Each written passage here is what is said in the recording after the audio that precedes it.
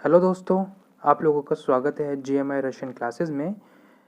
आप लोगों से रिक्वेस्ट करना चाहूँगा कि मेरे चैनल को सब्सक्राइब करें और वीडियो अच्छी लगे तो लाइक और शेयर ज़रूर करें। तो आज हम सीखेंगे एक्विजिटिव केस के यानी कि विनिमिचेलनी पजेश में एनिमेटिव जो एनिमेट है उसके नाउन के बारे में। आगे बढ़ने से पहले हमें जान लेना चाहिए कि एक्विजिटिव केस का प्रयोग कहाँ कहाँ किया जाता है।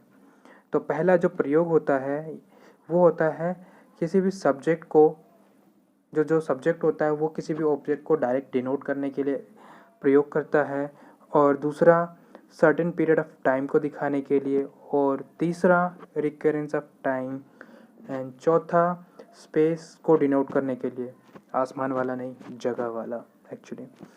सो जोक्स अपार्ट, तो पांचवा प्रयोग होता है प्राइस यानी कि मूल्य को दर्शाने के लिए, ठीक है, डिनोट करने के लिए। और छठा प्रयोग होता है वेट यानी कि वजन को डिनोट करने के लिए। और सातवां जो प्रयोग होता है पर्सन के यानी कि किसी इंसान के लिए, व्यक्ति को संबोध करने के लिए। तो चलिए आगे बढ़ते हैं।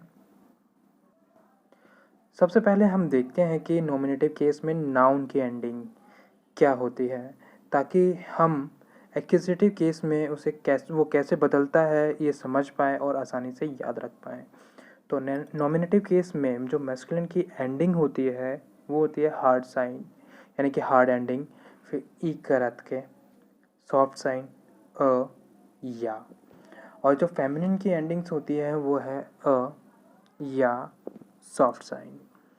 और जो न्यूट्रल जेंडर की एंडिंग्स होती हैं वो होती हैं ओ ओ ये म्या, ठीक है।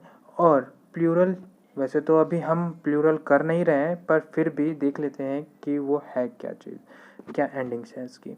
तो उई ई अ या, ये थी नॉमिनेटिव केस की एंडिंग्स। अब देखते हैं एक्यूजेटिव केस में।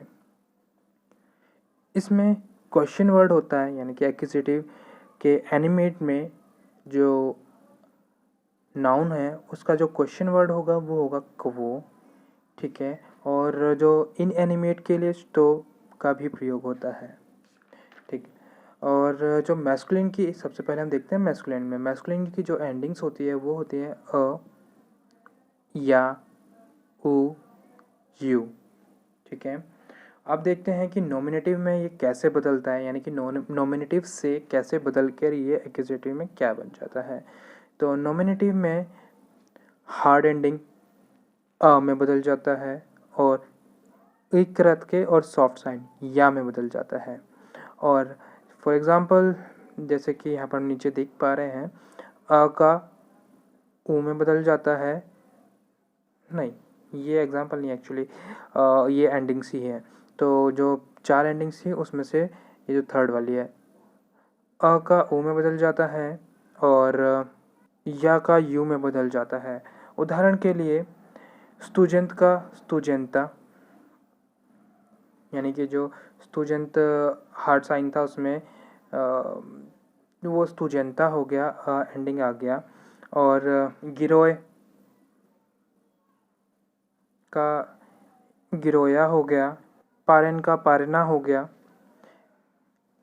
पापा का पापू हो गया, कोल्या का कोल्यो हो गया।